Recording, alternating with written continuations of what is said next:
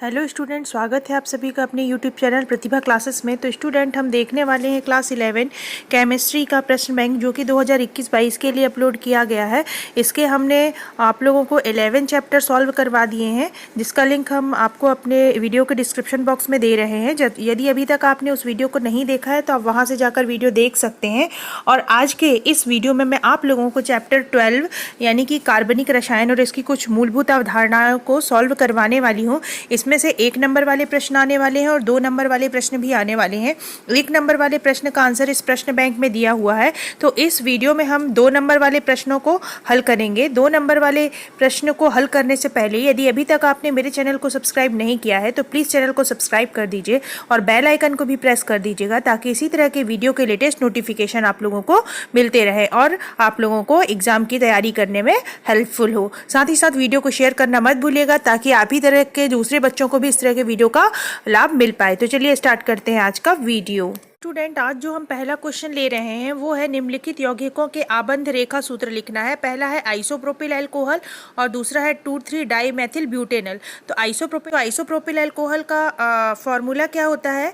CH3 bond CH bond CH2 bond OH और यहाँ पर दूसरे कार्बन से CH3 जुड़ा होता है। यह है आइसोप्रोपिल अल्कोहल। तो आइसोप्रोपिल अल्कोहल के आबंध रेखा सूत्र को हम कुछ इस तरह से लिखते हैं। यहाँ पर आप देख सकते हैं, ये जो एंड आपको दिख रहे हैं और ये सेंटर जो आपको दिख रहा है, ये इन सब में क्या जुड़ा हुआ है? कार्बन जुड़ा हुआ है। तो इस तरह से इसका आबंध रेखा सूत्र होगा।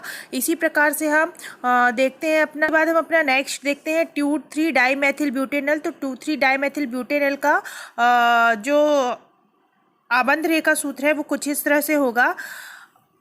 इसके बाद हम देखते हैं अपना अगला क्वेश्चन। तो पाई निकाय से आबंधित होने पर एल्किल इलेक्ट्रॉन दाता की तरह व्यवहार क्यों करते हैं, समझाइए।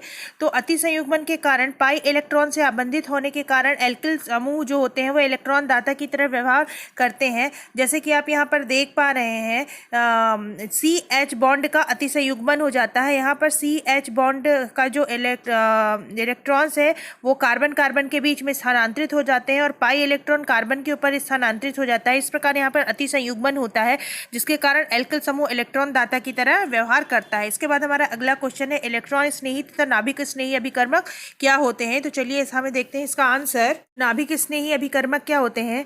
अभिक्रिया में इलेक्ट्रॉन युग्म दान देने वाला अभिकर्मक नाभिक स्नेही अभिकर्मक कहलाता है।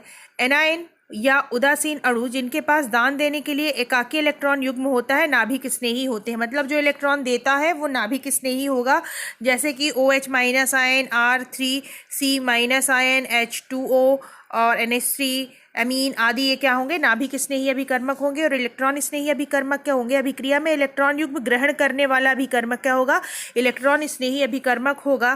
केटायन या उदासीन अणु जिनका अष्टक पूर्ण नहीं होता है या पूर्ण होता है इलेक्ट्रॉन स्नेही होते हैं। जैसे कि CH3 C double bond O और आपका एल्यूमिनियम क्लोराइड और आपका हैलाइड्स के जो आयन होंगे ये सब इलेक्ट्रॉन स्नेही अभिकर्मक होंगे। इसके बाद हमारा अगला जो क्वेश्चन है वो है निम्न अभिकर्मकों को इलेक्ट्रॉन स्नेही तथा नाभिक स्नेही में वर्गीकृत करना है। तो नाभिक स्नेही क्या थे? जो इलेक्ट्रॉन युग्म दान देते हैं। तो यहाँ पर जो Cn माइनस है, इसके पास माइनस कैसे आया? इसने किसी से इलेक्ट्रॉन ले रखा है तो ये दान दे सकता है, इसलिए Cn माइनस नाभिक स्नेही है। इसी तरह से NH3 के ऊपर 2 लोन पेयर ऑफ इलेक्ट्रॉन होते हैं, इसलिए इलेक्ट्रॉन ले सकता है, इसलिए ये भी क्या होगा? नाभिक स्नेही। जबकि इलेक्ट्रॉन स्नेही BF3 इलेक्ट्रॉन यौगिक और SO3 भी जो है आपका इलेक्ट्रॉन स्नेही अभिकर्मक होगा, क्योंकि ये इलेक्ट्रॉन ग्रहण कर सकते हैं। अब हम बढ़ते हैं अपने अगले क्वेश्चन की ओर। तो हमारा अगला क्वेश्चन है प्राथमिक, द्वितीयक तथा तृतीयक कार्ब कैटायनों तथा कार्ब एनायनों को स्थायित्व के क्रम में लिखना है।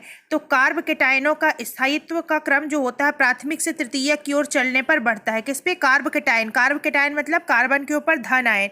प्राथमिक का सबसे कम होगा स्थायित्व और तृतीयक का सबसे अधिक होगा, जैसा कि आप यहाँ पर देख पा रहे हैं। जबकि कार्ब एनायन का जो स्थायित्व होता है वो तृतीयक से प्राथमिक की ओर बढ़ता है। मतलब सबसे ज़्यादा प्राथमिक कार्ब एनायन यानी कि कार्बन के ऊपर माइनस चार्ज होगा वो कार्ब एनायन कहलाएगा। तो कार्ब एनायन कौन सबसे ज़्यादा स्थायी होगा? प्राथमिक कार्ब एनायन होगा।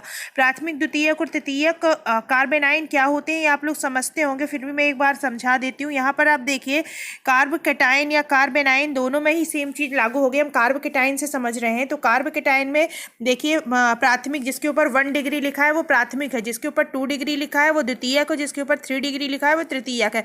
अब हम इसको प्राथमिक, द्वितीयक और तृतीयक कैसे कहते हैं? यहाँ पर CH2 जो समूह है उसके ऊपर प्लस चार्ज लगा है, देखो इससे केवल एक एल्किल ग्रुप डायरेक्टली जुड़ा हुआ है, तो ये होगा प्राथमिक। द्वितीयक में देखिए जिसमें प्लस चार्ज है उसमें 2 एल्किल समूह CH3 और CH2 डायरेक्टली जुड़े हुए हैं, तो ये द्वितीयक होगा।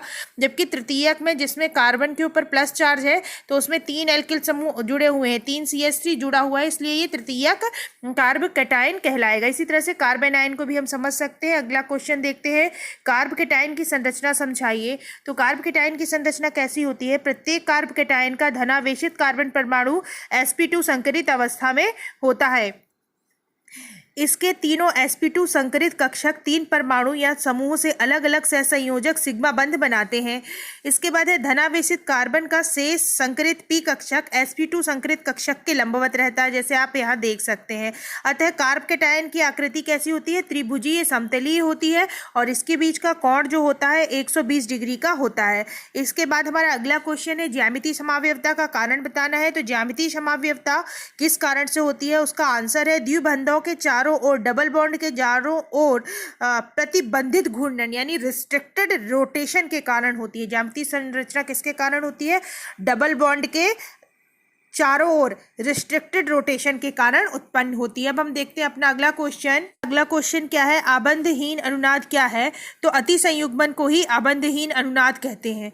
अब अति संयुग्मन क्या होता है? जब कोई हाइड्रोजन बॉन्ड कार्बन बंध किसी असंतृप्त कार्बन जैसे C डबल बॉन्ड C या कीटोन समूह के साथ जुड़ा होता है, तब हाइड्रोजन बॉन्ड कार्बन के मध्य जो बंध होता है इनके साथ संयुग्मन कर लेता है, इसे अति संयुग्मन कहते हैं। इसके बाद हम देखते हैं प्रेरणिक प्रभाव और इलेक्ट्रोमेरिक प्रभाव में 2 अंतर लिखना है। चूंकि 2 नंबर का क्वेश्चन है, लेकिन मैं यहाँ 3 अंतर आप लोगों को बता रही हूँ ताकि आप लोगों को कोई 2 अंतर निश्चित ही याद हो जाए। तो पहला है प्रेरणिक प्रभाव स्थायी होता है, जबकि इलेक्ट्रोमेरिक प्रभाव अस्थायी होता है।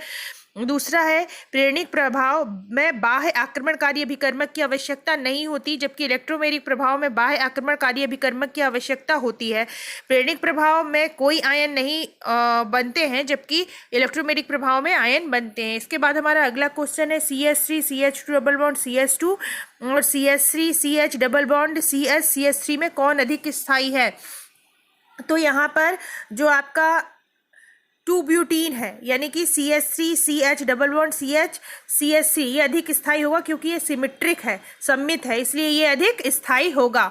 इसके बाद हम देखते हैं अपना अगला क्वेश्चन। हमारा अगला क्वेश्चन है क्रियात्मक समूह समावयवता और स्थान समावयवता को एक एक उदाहरण देकर समझाना है। तो सबसे पहले हम देखते हैं क्रियात्मक समावयवता। क्रियात्मक समावयवता, तो क्रियात्मक समावयवता क्या होती है? जब 2 या 2 से अधिक यौगिक में अलग अलग क्रियात्मक समूह उपस्थित हों परंतु उनका अणुसूत्र समान हो, तो ऐसे समावयवी क्रियात्मक समूह समावयवी कहलाते हैं, और यह समावयवता क्रियात्मक समूह समावयवता कहलाती है। जैसे C2H6O के 2 क्रियात्मक समावयवी हैं।